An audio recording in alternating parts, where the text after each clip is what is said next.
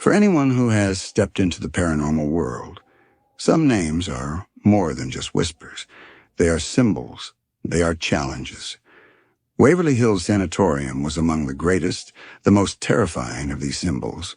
Mentioned invariably at the top of lists of America's most haunted places, this colossal, decaying structure, about which thousands of deaths and unbelievable events were recounted, had transformed from a mere sanatorium into a monument to a living tragedy, a frozen scream.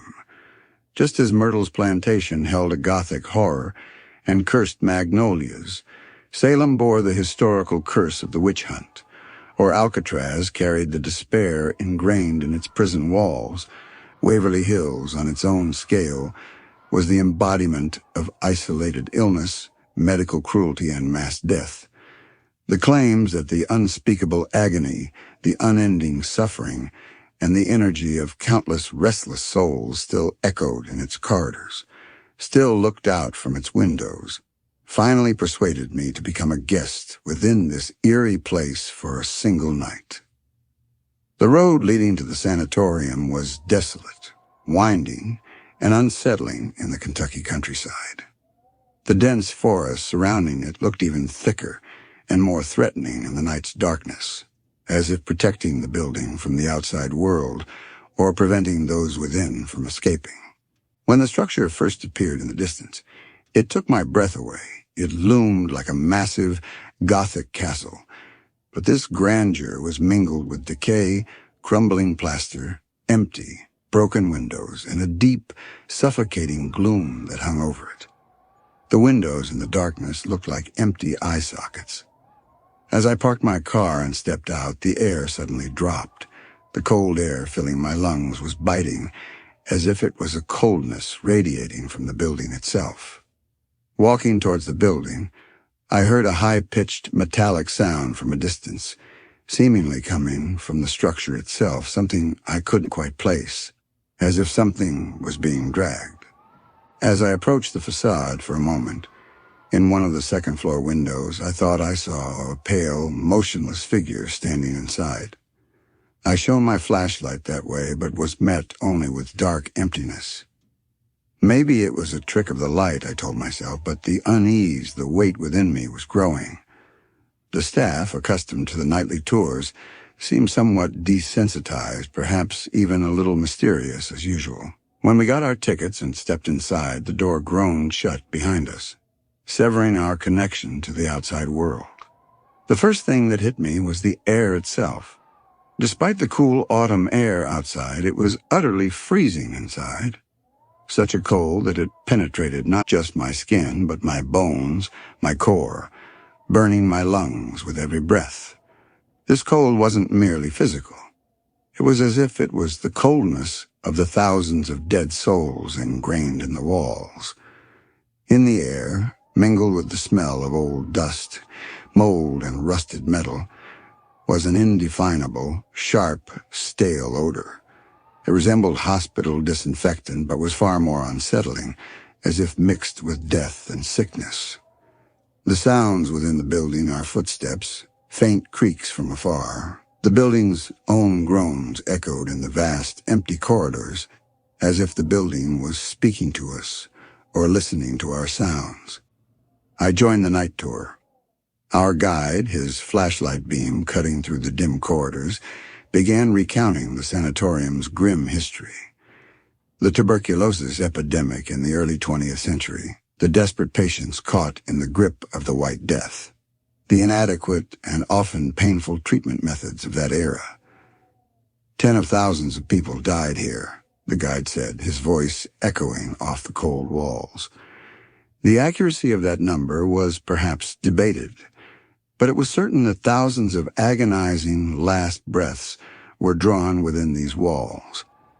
The guide spoke of the tunnel leading down from the lower floors, used to transport bodies discreetly to the railroad tracks outside. This is known as the death tunnel, he said. They say you can still hear the sound of gurney wheels, the dragging of stretchers, even the last groans here. As he spoke of the death tunnel, I could swear I heard a thin, high-pitched sound from the end of the corridor. Like metal scraping on metal, it seemed to get closer, then stopped.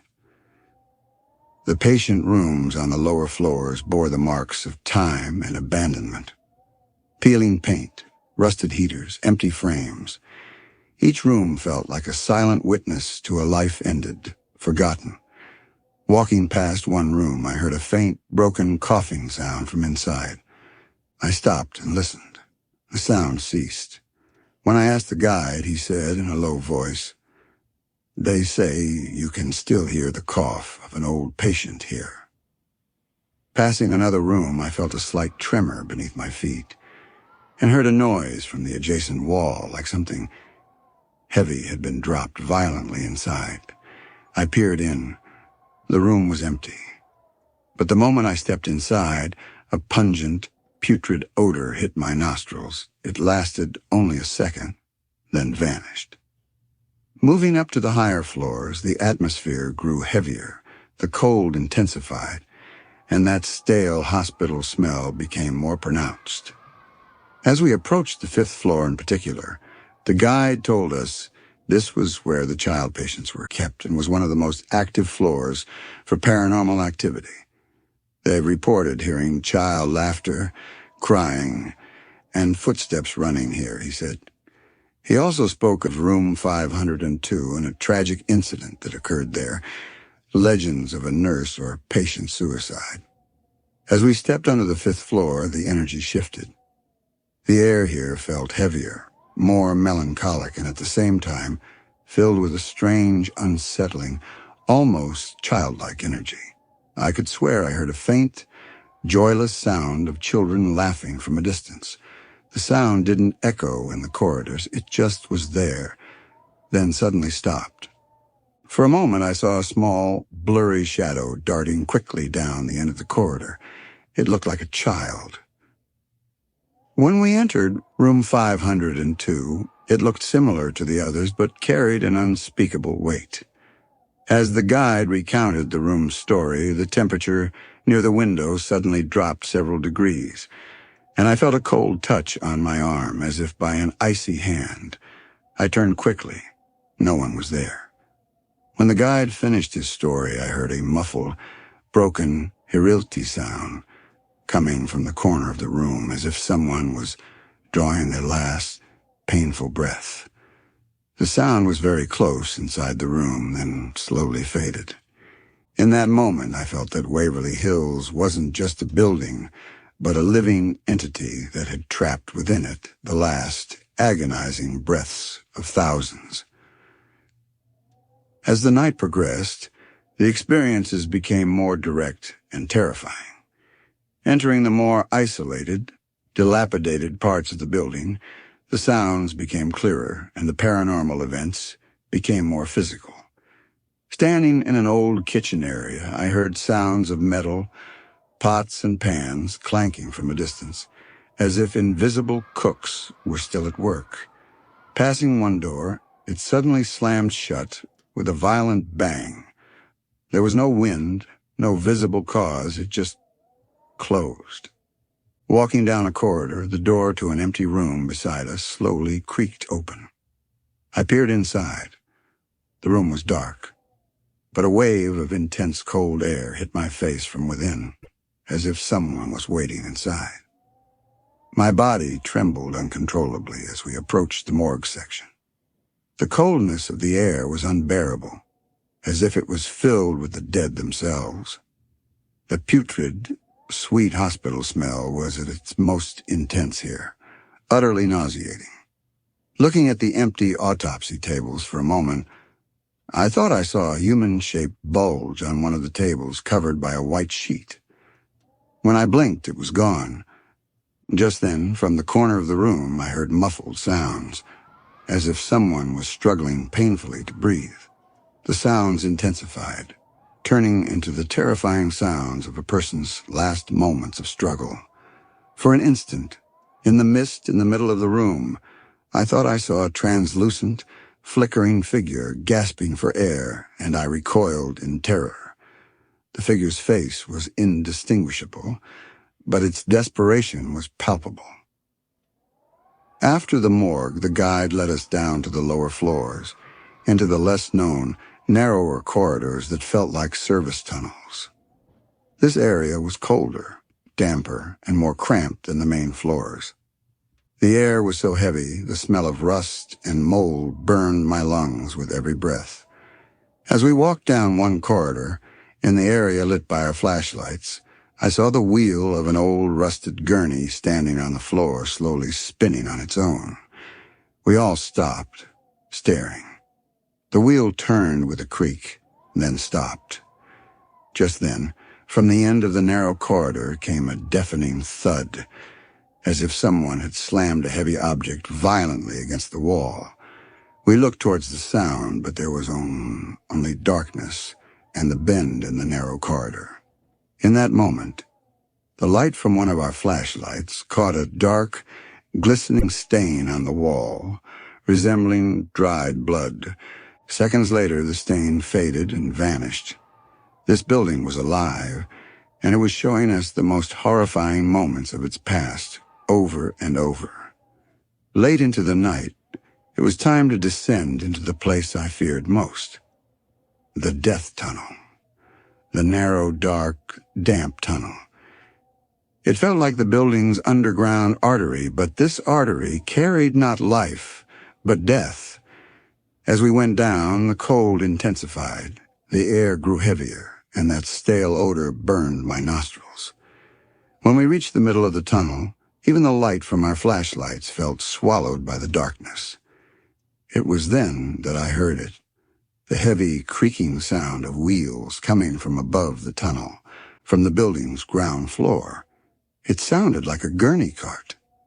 The sound got closer and closer, as if it was moving above the tunnel, heading in the same direction as us.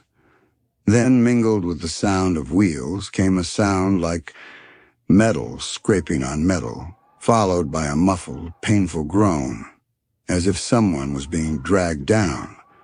In a panic, I shone my flashlight towards the end of the tunnel, but saw only emptiness and darkness.